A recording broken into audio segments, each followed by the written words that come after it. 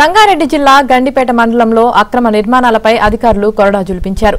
ప్రభుత్వ భూమిలోని అక్రమ కట్టడాల్ని పడగొట్టారు. కోట్ల రూపాయల విలువ చేసే ప్రభుత్వ భూమిలో కొందరు ఇల్లు నిర్మించారు.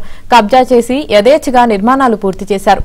దీంతో రంగంలోకి దిగిన రెవెన్యూ అధికారులు హిమాయత్ సాగర్ సర్వే నంబర్ 37లోని 1000 గజాల స్థలంతో పాటు కిస్మత్పురా సర్వే నంబర్ 132లోని అక్రమ నిర్మాణాల్ని జేసీబీలతో కూల్చివేశారు.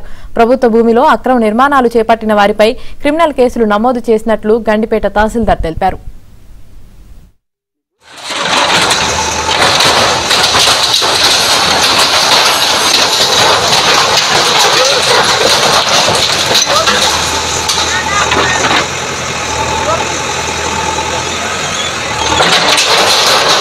కొందరు ఇల్లు నిర్మించారు. కబ్జా చేసి యథేచ్ఛగా నిర్మాణాలు పూర్తి చేశారు.